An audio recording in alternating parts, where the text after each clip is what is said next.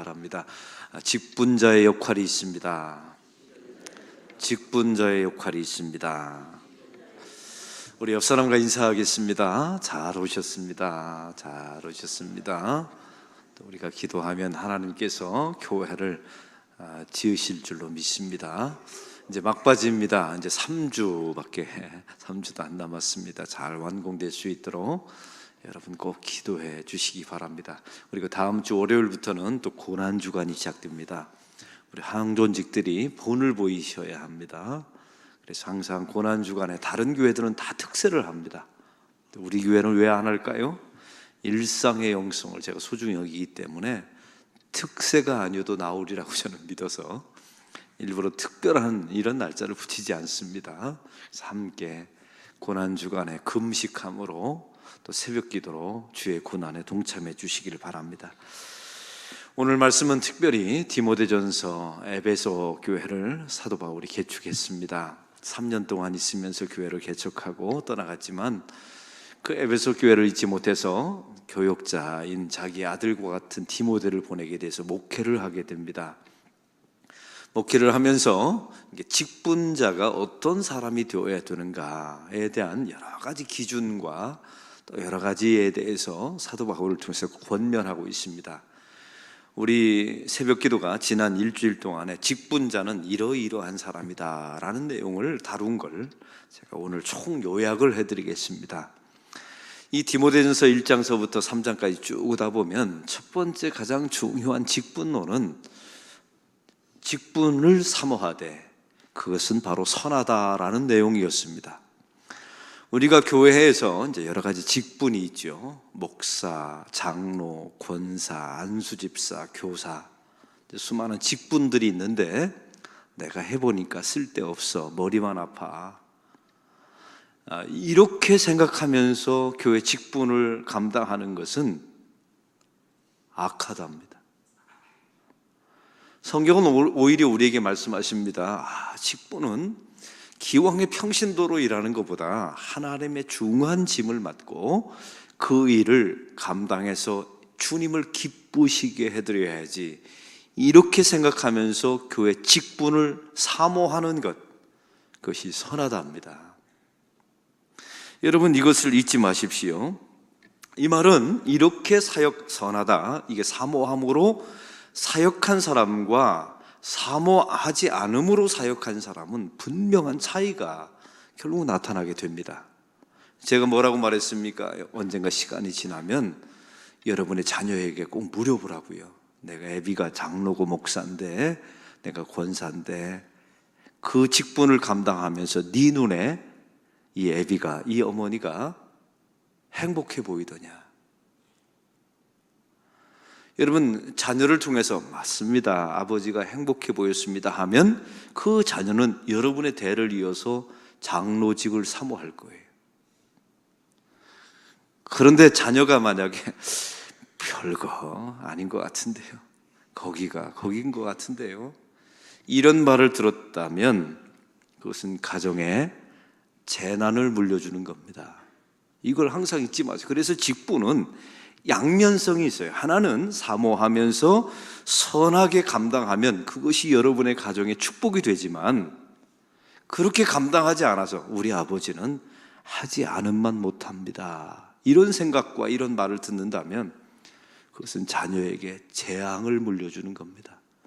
그래서 성경에 나타난 좋은 것들은 항상 양면성이 있다는 사실을 저와 여러분이 잊지 마셔야 합니다. 또 한 가지, 오늘 디모데전서 2장 3장에 보면 우리 주님께서 많은 직분자들을 세우셨어요. 특별히 감독과 집사에 대한 이야기가 쭉 나와 있는데 어떤 일을 하느냐에 주님은 관심이 없어요. 그것은 여러분이 아니어도 얼마든지 할 수 있거든요. 심지어 여러분이 죽어도 교회는 돌아갑니다. 근데 중요한 것은 어떤 사람이냐에 항상 관심이 있어요.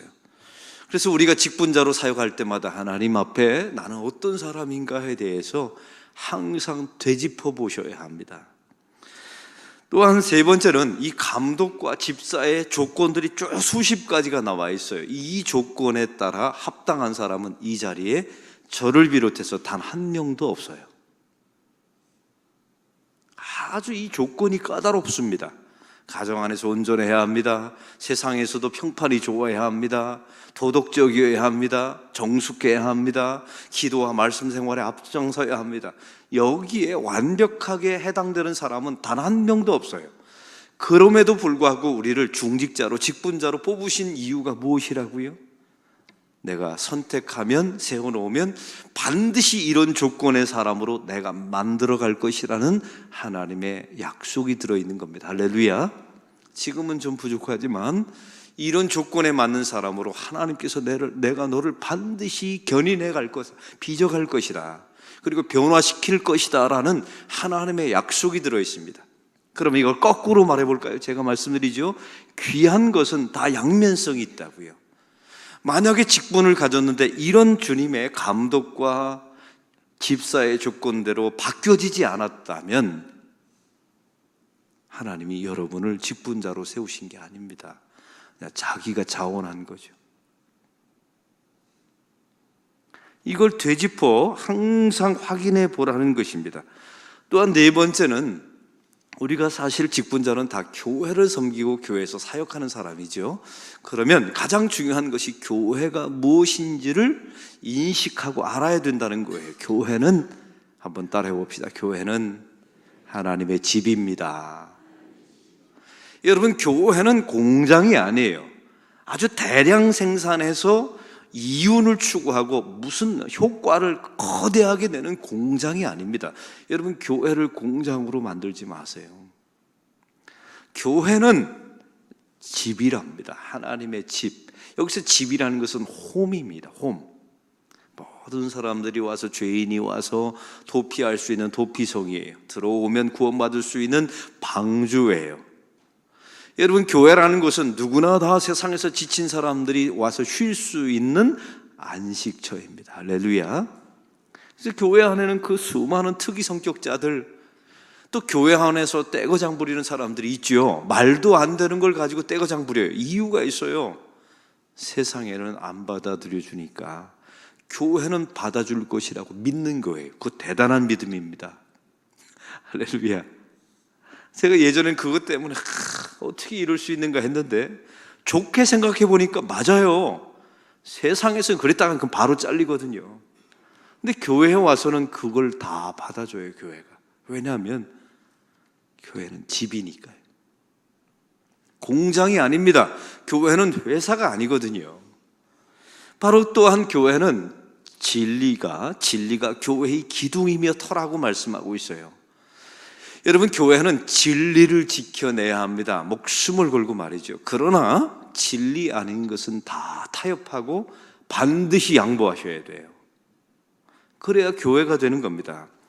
오늘 여섯 번째가 바로 지도자의 마지막 역할입니다. 지도자는 교회 안에 들어오는 이단을 막아내야 된다는 거예요.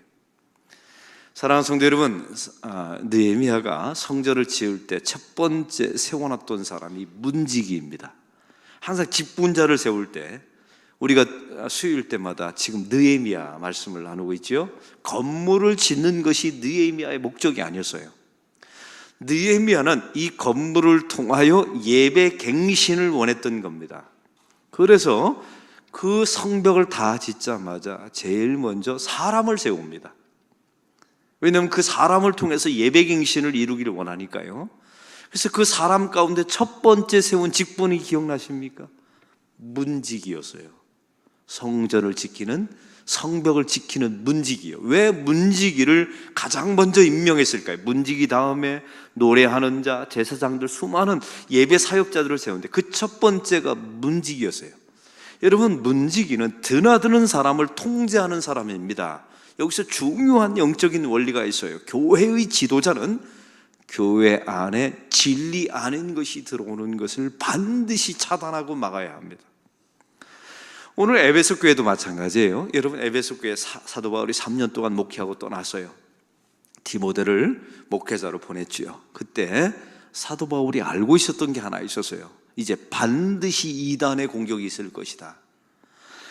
오늘 성경에 보면 그 두 가지 이단 중에 하나인 영지주의를 소개하고 있습니다. 하나는 율법주의이고 영지주의예요. 이 두 가지 이단은 2000년이나 된 역사를 가지고 있는 이단이에요. 영지주의는 무엇일까요? 육체는 악하고 영은 귀함으로 육체를 탄압하고 육체를 금욕시켜야 우리가 영적으로 거룩해질 수 있다라고 말하는 것이 이단이었고요. 율법주의는 무엇입니까? 율법을 지켜야만 구원받을 수 있다라고 말했던 유대주의자들이 바로 율법주의자였죠. 그 율법주의자들이 예수님을 살해한 겁니다. 그러니까 이게 엄청난 역사가 오래된 이단이에요. 여기서 중요한 게 있습니다. 이 두 가지 이단이 지금 교회 안에도 얼마나 많이 들어와 있는지 몰라요. 오늘 성경에 그 잘못된 가르침, 미혹의 영, 귀신의 역사를 1절의 말씀을 다 같이 4장 1절의 말씀을 다 같이 읽겠습니다. 그러나 성경이 밝히 말씀하시기를 후일에 어떤 사람들이 믿음에서 떠나 미혹하는 영과 귀신의 가르침을 따르리라 하셨으니. 여러분, 미혹하는 영과 귀신의 존재가 있어요. 그런데 이 존재들이 뿔 달린 모습으로 교회를 공격하지 않아요. 공산당의 모습으로 공격하지 않고 아주 교묘한 영의 모습으로, 아니 우리 눈에 보이지 않는 귀신의 모습으로 우리를 공격해 온다는 겁니다. 이단의 탈을 쓰고 말이죠. 그러면 이단을 분별할 수 있는 두 가지 근거를 제가 분명하게 말씀드립니다. 첫 번째는 인격이고 두 번째는 가르침입니다. 여러분, 인격은 무엇일까요? 이 사람이 도덕적인가 아닌가, 사회적인 통념 속에서 도덕적인가 아닌가에 항상 그 범주를 벗어나 있어요, 이단들은. 그래서 항상 보십시오. 그래서 가정을 깹니다. 직장을 버립니다. 그리고 인간의 그 보편적인 상식을 벗어나 있어요. 두 번째는 가르침입니다. 성경적인 가르침이 아니라 자기 개인의 교주의 가르침을 가지시게 되죠. 그래서 이단들의 특성 세 가지를 말씀하고 있습니다. 첫 번째는 믿음에서 떠나게 합니다. 오히려 호기심을 자극하고 신비한 것들을 말씀 대신에 앞세우게 되죠. 어제 우리 교회에서 우리 노회 정치부 모임이 있었어요. 이번에 노회 때 목사 안수를 받거든요. 근데 한 분이 외국에 있다가 그 면접을 못해서 어제 따로 외국에서 와서 면접을 받았어요. 근데 우리 정치부 목사님이 대단한 분들입니다. 이게 딱 찍어내는 게 대단하거든요. 첫 질문이 뭐였냐면, 당신이 목사로 부름받은 증거가 뭡니까? 라고 물어봤어요. 사실 여러분한테도 물어봐야 되는데, 여러분이 장로로 권사로 부름받은 증거가 뭡니까? 이때 그분이 이제 전도사님이면서 이제 다음 주에 안수를 받는데 이렇게 대답했어요. 꿈에서 하나님이 저를 목사가 되라고 부르셨다. 어떻게 생각하세요? 그래서 그 꿈이 뭐냐고 했더니 꿈 이야기를 쭉 해주는 거예요. 제가 정색을 하고 그 전도사님에게 이야기했습니다. 당신은 장로교 목사가 될 자격이 없습니다. 왜냐하면 이유가 있어요.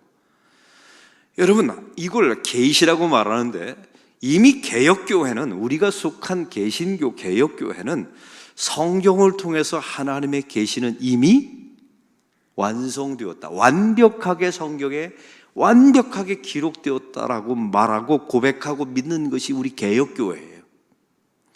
그런데 성경 이야기는 하지 않고, 예를 들면 이러면 좋았을 거예요. 나는 성경을 읽었더니 가슴이 뜨거워졌습니다.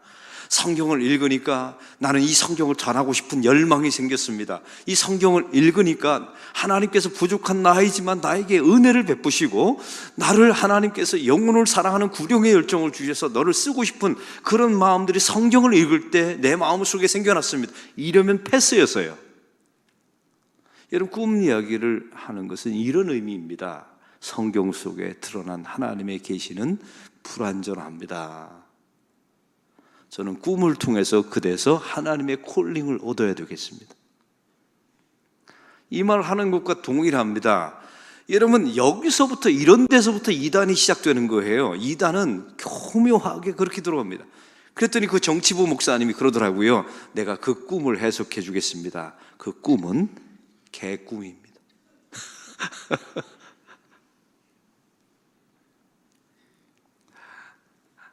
여러분, 기가 막힌 일이죠. 이게 역사가 오래된. 그래서 이단들은 항상 신비한 것으로, 여러분, 성경을 통해서 얼마든지 하나님께서 완벽한 계시이고 이미 예수 그리스도를 통해서 계시가 완성되었어요. 이 성경을 통해서 얼마든지 사람을 부를 수 있는데 그것은 무시하고 꿈에서부터 부름받았다고. 여러분, 이렇게 말하는 이런 영지주의, 신비함을 통해서 우리에게 찾아오는 수많은 시험들이 있어요.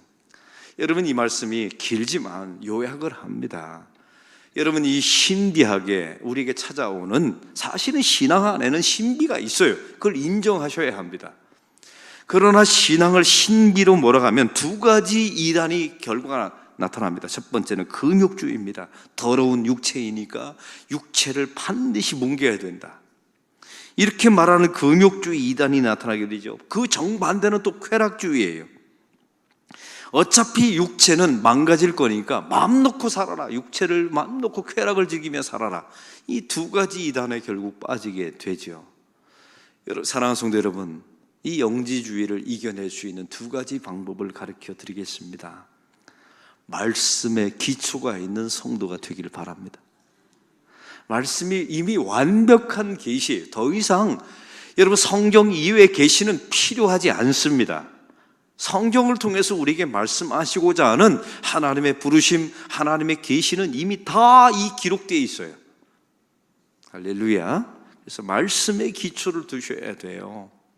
또한 두 번째는 어떤 특별한 이벤트나 특별한 신비를 통해서 주님을 믿겠다는 생각을 버리세요. 일상의 영성이 훨씬 중요합니다. 여러분, 이스라엘 백성들이 광야 생활 40년을 했어요. 그들을 버텨낸 것이 무엇이었을까요?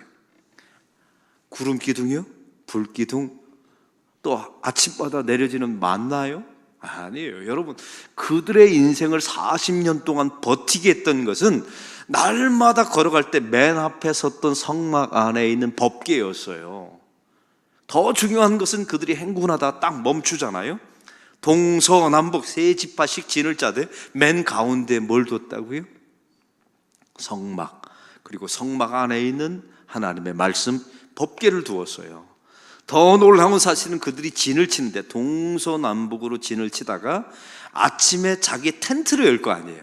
텐트는 문이 하나에 있었어요. 텐트를 열면 다 어디를 바라보게 해요? 성막이 보이도록. 동쪽에 텐트를 친 사람도 성막을 열면, 문을 열면, 텐트를 열면 성막이 보이도록, 북쪽에 있는 사람도 텐트를 열면 성막이 보이도록 하나님께서 그렇게 다 위치를 정해 주셨어요. 왜요? 너희를 지키는 것은 만나가 아니라, 너희를 지키는 것은 구름 기둥, 이런 신비한 기적의 이런 게 아니라 일상 속에서 내가 너희와 함께하는 말씀이 너를 지켜낼 것이다. 여러분, 이것은 사실은 밋밋해요. 그러나 그 말씀이 그들 40년 동안을 지켜내게 해주신 줄로 믿습니다. 여러분, 영지주의를 이겨내는 것은 신비가 없어도 돼요. 신비가 없어. 어제 또 기가 막힌 신방을 했어요. 우리 교회 7년 전에 양만복 집사님 기억나십니까? 우리 교회 오신 지 20년 됐죠. 근데 근육 무력증에 빠져서 어제 벌써 7년이 되셨어요. 근데 이분이 담임 목사가 그렇게 보고 싶다고 연락이 와서 제가 어제 부목사님과 함께 가서 예배를 드렸어요. 드리고 나오는데 부인 되신 집사님이 이런 아주 놀라운 이야기를 해주셨어요. 얼마 전, 몇 년 전에 초기에 근육 무력증이라는 것은 이제 근육이 점점 굳어져서 말을 못하게 되고 심장도 굳어지다가 이제 돌아가시는 질병이에요. 그게 7년 된 거예요.